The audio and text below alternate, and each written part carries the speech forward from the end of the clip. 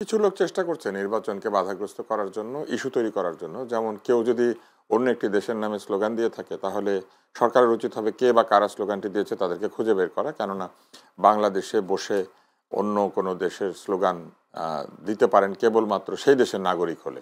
আমাদের কোনো নাগরিক যদি দিয়ে থাকেন তবে তাকে গ্রেপ্তার করা উচিত এবং তাকে আইনের মুখোমুখি করা উচিত। কি কারণে এই সরকার সেটা পারছেন না সেটা বরং আমাদেরকে প্রশ্ন করতে হবে। কেন এই ব্যক্তিকে এখনো চিহ্নিত করা যায় নাই এবং কেন ওই অনুষ্ঠান যারা আয়োজন করেছিলেন তারা কেন জেলখানায় নাই, এটা জিজ্ঞেস করা উচিত। কেননা সংবিধান নিয়ে আলোচনা করতে গিয়ে আমরা মানুষজনকে জেলখানায় ঢুকতে দেখেছি। আমরা দেখেছি যে সম্পূর্ণ শান্তিপূর্ণ আলোচনায় মব ঢুকে গিয়ে মবের প্রেসারে মানুষকে বন্দী করা হয়েছে এবং তাদের বিরুদ্ধে সন্ত্রাস বিরোধী আইনে মামলা করা হয়েছে। তো যদি এইটা সরকার করতে পারেন, তাহলে যারা পাকিস্তান জিন্দাবাদ ধ্বনি দিয়েছে তাদেরকে কেন আটকাতে পারবেন না? এটা বোধ বুদ্ধিতে কুলায় না। আর আরেকটি প্রশ্ন আপনি করেছেন, সেটি হচ্ছে যে রিট হয়েছে, রিট যিনি করেছেন তিনি বা তারা কেন এটা করছেন এটা পরিষ্কার বোঝা যাচ্ছে। তারা নির্বাচনকে পেছাতে চাইছেন কোনো অসৎ উদ্দেশ্যে। যে ব্যক্তি রিট করেছেন তাকে আমি চিনতাম না, আপনি চিনতেন কিনা আমি জানি না। ফলে এরকম অচেনা মানুষজন এসে যখন রিট করতে শুরু করেন এবং এইরকম দাবি দেওয়া করেন যে একবারে নির্বাচন স্থগিত করে দিতে হবে, এইটা তো সম্পূর্ণভাবে সরকারের যে নির্বাচনের প্রতিশ্রুতি সেটাকে ভঙ্গ করে দেওয়ার একটা চেষ্টা। সামনে তো নির্বাচনের সময় বেশি নেই, সামনে কি আর নতুন নতুন প্রতিবন্ধকতা আসবে এমন কোনো আশঙ্কা করেন কি? এরকম প্রতিবন্ধকতা তৈরি করার চেষ্টা একদল লোক করেই যাচ্ছেন, এটা আগের থেকে করছেন এবং আমার ধারণা তারা ভবিষ্যতে করার চেষ্টা করবেন। এবং এরকম একটা পরিস্থিতি তৈরি করার মধ্যে দিয়ে নির্বাচনকে পিছিয়ে দিয়ে আসলে অগণতান্ত্রিক বাংলাদেশকে দীর্ঘায়িত করার একটা চেষ্টা তারা চালাচ্ছেন। অগণতান্ত্রিকতা সবসময় একদল স্বার্থান্বেষী মানুষকে সহায়তা করে। কেননা তারা তখন কি করেন, যেহেতু কোনো জবাবদিহিতা থাকে না, তারা তাদের নিজস্ব নেটওয়ার্ক, নিজস্ব যোগাযোগ এবং নিজস্ব আত্মীয় স্বজন এবং নানান বন্ধু বান্ধবদেরকে কাজে লাগিয়ে সরকারি সুবিধাদি হস্তগত করেন। এবং আপনি নিশ্চয়ই দেখবেন যে এই সরকার বিভিন্ন ধরনের লাইসেন্স পারমিট ইস্যু করেছে, বিভিন্ন ধরনের চুক্তি করেছে। এই সব কিছুই কিন্তু অস্বচ্ছ। এগুলি কোনোটার মধ্যে সেই রকম স্বচ্ছতা নাই। কেননা কোনোটার টেন্ডার হয় নাই, কোনোটার লিমিটেড টেন্ডার হয়েছে। এমনকি নির্বাচন কমিশনের যে প্রচার প্রচারণামূলক তথ্যচিত্র, সেইটার বিষয়ে মন্ত্রিপরিষদকে সিদ্ধান্ত দিতে হয়েছে যেটা টেন্ডার হবে। কারণ এটা টেন্ডার ছাড়াই সিলেকশনের ভিত্তিতে কিছু লোককে দিয়ে দেওয়ার চেষ্টা হয়েছিল। তার মানে কি? তার মানে হচ্ছে যে এই সরকারের মধ্যে এক ধরনের অস্বচ্ছতার চেষ্টা রয়েছে। যে ধন্যবাদ আপনাকে। একটা প্রশ্ন করে, যেহেতু দর্শক আমাদের কাছে আমাদের এই অনুষ্ঠানের অতিথি হিসেবে এসেছেন মোশাররফ আহমেদ ঠাকুর, তিনি একটু বিলম্বে এসেছেন। বিএনপি নেতা শিক্ষক মোশাররফ আহমেদ ঠাকুর, আপনাকে অসংখ্য ধন্যবাদ আমাদের সাথে যোগ দেওয়ার জন্য। তারেক রহমান না ফেরা নিয়ে বেশ আলোচনা উঠছে এবং এই ফাঁকে আরেকটি কথা বারবার একটি সামনে আসে, সেটা হচ্ছে ডিপ স্টেট, অর্থাৎ তারেক রহমান না ফেরার পেছনে অন্য কোনো দেশ কাজ করছে কিনা তা সেই বিষয়টা উঠে আসছে। সেখানে যদিও বলি শেখ হাসিনার পুত্র সজীব ওয়াজেদ জয়, তিনি বিবিসি বাংলাকে বলেছেন যে দুই বড় রাজনৈতিক দলের নেতৃত্বে পরিবর্তন আনার জন্য বিদেশ থেকে একটি গণতান্ত্রিক তৎপরতা চলছে। জয়ের মতে বিএনপি এবং আওয়ামী লীগ দুটো দলের শীর্ষ নেতৃত্বকে সরিয়ে দিয়ে নতুন নেতৃত্ব প্রতিষ্ঠা করার একটি খেলা চলছে।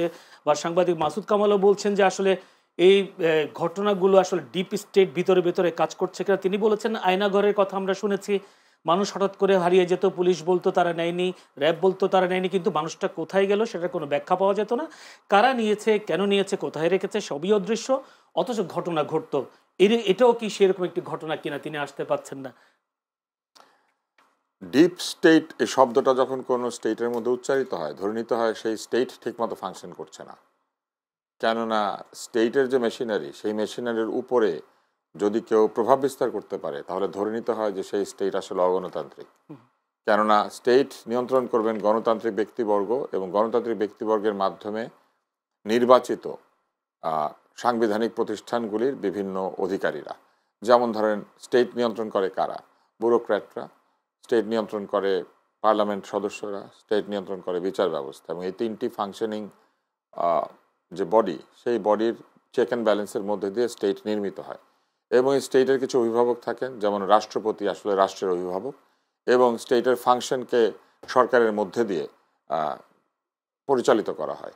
ফলে যদি এরকম কোনো একটি অংশ থাকে, এরকম কোনো ব্যক্তি বা ব্যক্তিবর্গ বা গোষ্ঠী থাকেন যাদের সিদ্ধান্তে মূলত গুরুত্বপূর্ণ সিদ্ধান্তগুলি রাষ্ট্র নিয়ে থাকে, সরকার নেয়, তাহলে ধরে নিতে হবে যে আমাদের রাষ্ট্র ব্যবস্থা এবং সরকার ব্যবস্থা আসলে দুর্বলতার চরম সীমায় গিয়ে পৌঁছেছে। এটা হচ্ছে এক। ডিপ স্টেটে যারা কুশীলব থাকেন তারা সাধারণত অদৃশ্য হয়ে থাকেন, তাদের নাম বোঝা যায় না কিন্তু তাদের প্রভাবকে অনুভব করা যায়। এরকম ডিপ স্টেট যখন কোনো দেশে তৈরি হয় তখন সেই দেশ দ্রুত অগণতান্ত্রিক হয়ে যায়, কেননা অল্প কিছু মানুষ তখন গুরুত্বপূর্ণ সিদ্ধান্তগুলো নিতে থাকেন এবং এদের সিদ্ধান্তে যেহেতু গণতান্ত্রিকতা থাকে না, জবাবদিহিতা থাকে না, তারা বিভিন্ন সময়ে জনগণের বিরুদ্ধেও সিদ্ধান্ত নেন, কারণ এইগুলি তাদের ব্যক্তিমত, গোষ্ঠীমত বা তাদের কোনো নির্দিষ্ট এজেন্ডাকে সার্ভ করে। আর বিদেশি শক্তির সাথে ডিপ স্টেটের সম্পর্ক বা স্টেটের সম্পর্ক সেটা অন্য জিনিস।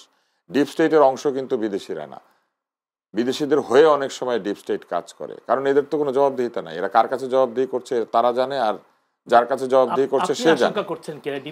আমি সবসময় মনে করি যে যদি এইরকম ডিপ স্টেটের কথা এখন জেগে উঠে তাহলে বুঝতে হবে যে এই অন্তর্বর্তী সরকার ব্যর্থ হয়েছেন। এই অন্তর্বর্তী সরকারের চূড়ান্ত ব্যর্থতার শব্দটি হচ্ছে ডিপ স্টেট, কেননা ওনারা থাকতে কোথার থেকে আবার ডিপ স্টেট আসে, এবং ডিপ স্টেট যদি তাদেরকে নিয়ন্ত্রণ করতে পারে তাহলে তাদের শপথ টপথ সব তারা গুলে খেয়ে ফেলেছেন।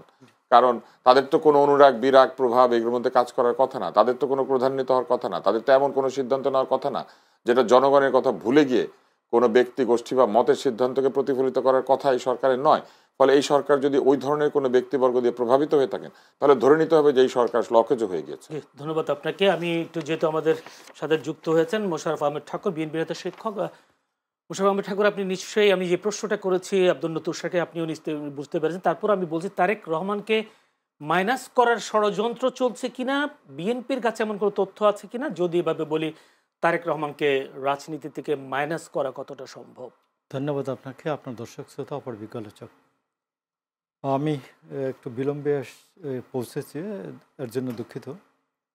দেখুন, ডিপ স্টেট সম্বন্ধে এক কথায় বলা যায় যে অদৃশ্য শক্তির প্রেসক্রিপশনে যখন সরকার চলে, রাষ্ট্র চলে, তখন এটার মধ্যে ডিপ স্টেট কাজ করছে মনে হয়। তো সেখানে বাংলাদেশে এখানে জিওপলিটিক্যাল যে অবস্থাটা আছে, এখানে বিভিন্ন আন্তর্জাতিক প্রভাব থাকে এবং তাদের এজেন্টরা এখানে সক্রিয় থাকে, এটাও ঠিক। এবং আপনি দেখবেন যে বাংলাদেশে ইরাক যুদ্ধের সময়, গালফ ওয়ারের সময়, যখন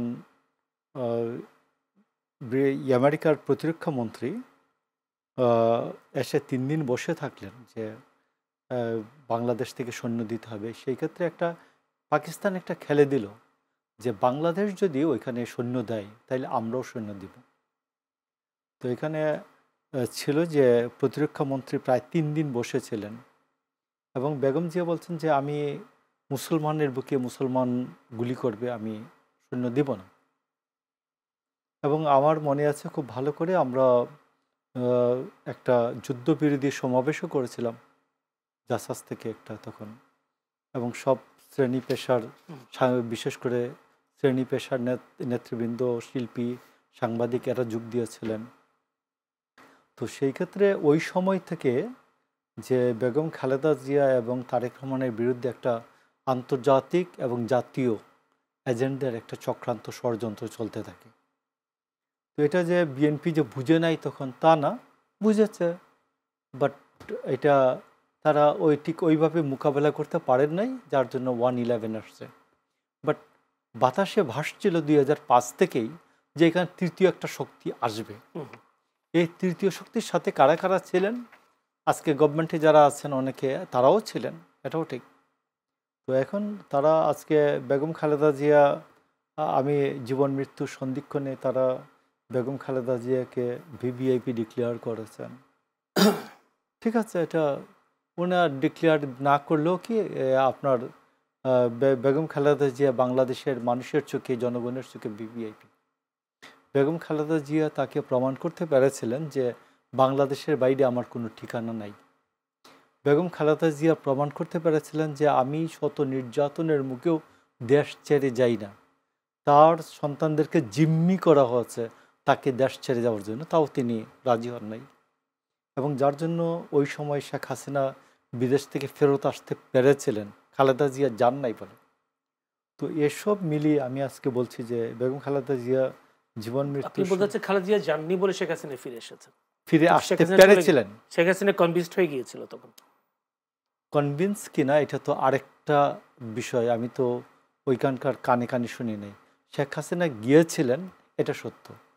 এটা জোরের মুখে হোক, অস্ত্রের ওটা কি মুখে মাইনাস হোক, ফর্মুলার অথবা অংশ ছিল? কনভিন্স হয়ে হোক, 111 এর মাইনাস যে কোনো তিনটা কারণই হতে পারে। তো সেখানে বেগম খালেদা জিয়া যান নাই, এটা সত্য। তো যার কারণে 111 বেগম খালেদা জিয়া না যাওয়ার কারণে 111-এর যে ফর্মুলা ছিল, মাইনাস ফর্মুলা, এটা ফেল কার্যকর হয়নি। তো এই জন্য আমি আপনাকে বলছি এখন কি দেখছেন, এখন ডিপ স্টেটের ফাঁদে কি বিএনপি পড়ছে কিনা, বা মাইনাস ফর্মুলাতে পড়ছে কিনা? আমি মনে করি যে 111 যেহেতু বাংলাদেশের মানুষ 111-এর সময় দেখছেন না, 111-এর সময় যে এই যে ফর্মুলা, এটা বাংলাদেশের মানুষ ব্যর্থ করে দিয়েছে। এবং 111 থেকে এখন এই সময়টাতে বাংলাদেশের মানুষ অনেক বেশি সচেতন। এই সময়ে একটা গণভ্যুত্থানোত্তর পরিস্থিতিতে এইরকম কোনো সিদ্ধান্ত কার্যকর হবে আমার মনে হয় না। মানুষের মনে একটা প্রশ্ন জেগেছে যে তারেক রহমান কেন ফিরছেন এই বিষয় নিয়ে, সে কারণে কি এটা খুব হচ্ছে অতি মানে দ্রুত উঠে কেটে আসছে? যাবে। এটা আমি আপনাকে বলছি, এটা যতই বলি আমরা উমুক সময় এসে পৌঁছাবেন, উমুক সময় এসে পৌঁছাবেন, উনি যখন পৌঁছাবেন, তারা তো বিভিন্ন সময় বলেছেন নভেম্বরে আসছেন, ডিসেম্বরে আসছেন, এভাবে তো অনেকভাবে আশ্বস্ত করেছেন। উনি তো একটা বিবৃতি দিয়েছেন, যে একটা স্টেটমেন্ট দিয়েছেন যে এটা তার আইডিতে হোক বা বিএনপি একটা স্টেটমেন্ট দিচ্ছে যে আজকেও মির্জা ফখরুল ইসলাম আলমগীর বলেছেন যে যদি ওনার মায়ের অবস্থা অপরিবর্তিত থাকে তাহলে অতি দ্রুত আসবেন, চলে আসবেন। তো আর যদি সেই অবস্থা ভালো হয় ওনাকে। তবে আমি এখন পর্যন্ত যেটা যে হচ্ছে, অনেকেই বলছেন যে কি বলে যে উনি রওনা দিয়েছেন, অনেকগুলি পুরাতন ভিডিও দিয়ে দেওয়া হয়েছে, এটা ঠিক না আর কি। এরকম তো গণমাধ্যমে আসেন, হয়তো বিভিন্ন ফেসবুকে বিভিন্ন জনের আইডি কি বলে এআই দিয়ে অনেকে অনেক কিছু করছে, এটা তো অন্য বিষয়। তো যেতে চাই আব্দুল তুষার, একটা জরিপ নিশ্চয়ই আপনি পেয়েছেন যেহেতু আমি গণমাধ্যম কর্মী। সেই জরিপ হচ্ছে BYLC-র ভোটের জরিপ, আর একটা হলো IRI এর একটা রিপোর্ট আছে, অর্থাৎ IRI এর জরিপ। দুই জরিপে দেখা যাচ্ছে যে সেই এই জরিপগুলো নিয়ে আবার ডেভিড বার্কম্যান একটা বিশ্লেষণও করেছেন। সেখানে দেখা যাচ্ছে যদি BYLC-র ভোটের জরিপে দেখা যাচ্ছে বিএনপির সাথে জামায়াতের অর্থাৎ ভোটের শতাংশটা পাওয়ার শতাংশটা 3% কম, আবার IRI যেটা বলছে তারা 4% কম। আমার প্রশ্ন হচ্ছে বিএনপি জামায়াত একেবারে সমানতালে যাওয়ার কারণটা কি? জামাত এমন কি কাজ করে জামাতের ভোটার এত বেড়ে যাচ্ছে, বা এই জরিপটাকে আপনি কিভাবে দেখছেন, যদিও 2545 জনের উপর জরিপটা করেছে? BYLC-র জরিপটা খুব রিপ্রেজেন্টেটিভ জরিপ না, এটা একটা ধারণা দিতে পারে আপনাকে, কিন্তু একেবারে কংক্রিট কিছু না। কিন্তু BYLC-র জরিপে যেটা আছে সেটা হচ্ছে তাদের ওইখানে 47% বেশি লোক কিন্তু বলে নাই কাকে ভোট দিবে। তো যেহেতু 47% লোক বলেই নাই যে কাকে ভোট দিবে, ফলে এটা আসলে বলা খুব মুশকিল যে কার আসলে 20% আর কার 16%। তো এই জন্য আমি মনে করি যে BYLC-র জরিপ থেকে বরং আমাদের অন্য মেসেজ নেওয়া উচিত।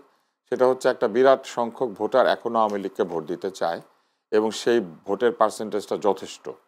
একটা বিরাট সংখ্যক ভোটার এখনো পর্যন্ত বলছে না কাকে ভোট দিবে, আবার আরেক দল লোক বলেছে যে তারা সিদ্ধান্তই নেয় না কাকে ভোট দেবে। অর্থাৎ এখানে দুই ধরনের ইনফরমেশন আছে। একদল বলেছে জানি কাকে ভোট দেবো কিন্তু আপনাদেরকে বলবো না, আরেক দল বলেছে আমরা ডিসাইড করি নাই কাকে ভোট দেবো। ফলে এই নন ডিসাইডেড ভোটার এবং decided but not disclosing voter, এদেরকে যদি যুক্ত করেন তাহলে 47% লোক চুপ করেছিল এই জরিপে, 47% লোক চুপ করে আছে। ওইখানে বিএনপির ভোট আছে না, প্রতিদ্বন্দ্বী জামায়াত ইসলামীকে আওয়ামী লীগ ভোট দিবে এরকম একটা বিশ্লেষণ না। এটা যদি কেউ মনে করেন কারণ বলেছেন যে স্থানীয় বিএনপির কর্মীরা যেহেতু সাবেক আওয়ামী লীগ সমর্থকদের সঙ্গে কঠোর আচরণ করেছেন বলে জানা গেছে, আওয়ামী লীগ সমর্থকদের অনেকেই জামায়াতকে কম খারাপ বিকল্প হিসেবে নিতে পারে। আওয়ামী লীগের ভোটাররা এরকম একটা আওয়ামী লীগের ভোটাররা ঠিক এইরকম না যে তারা তাদের দীর্ঘদিনের যে আদর্শিক অবস্থান সেটাকে জলাঞ্জলি দিয়ে শুধুমাত্র কেউ তাকে মার দিবে না সেই জন্য তাকে ভোট দিবে, ব্যাপারটা এরকম না। আর আওয়ামী লীগের অনেক তো টাকা দিয়ে এলাকায় এসেছেন এরকম খবর, সেটা একজন দুইজন 100-500 লোকের সাথে হতে পারে, একটা দলের সাথে করা খুবই কঠিন। আর আরেকটা বিষয় হচ্ছে যে 71 সালে যারা হত্যার সাথে জড়িত ছিল যে দল, সেরকম একটি দল এখন বলছে আমি তোমাদেরকে মারবো না, কতটুকু তাদেরকে বিশ্বাস করা যাবে সেটা তো চিন্তা করতে হবে। কেননা আওয়ামী লীগ তো বিচার করে তাদের নেতাদেরকে তো তার আওয়ামী লীগ রীতিমতো ফাঁসিতে মৃত্যুদণ্ড দিয়েছে। তো তাহলে আওয়ামী লীগ যদি বিশ্বাস করে যে তারা এসে তাদেরকে কিছু করবে না, করতে পারে। কিন্তু যদি আপনি যৌক্তিকভাবে চিন্তা করেন তাহলে আওয়ামী লীগ কখনোই জামাত বা এনসিপিকে ভোট দিবে না, হয় তারা ভোট দিতে যাবে না, আর যদি যায় তাহলে বিএনপি অথবা জাতীয় পার্টিকে ভোট দিবে।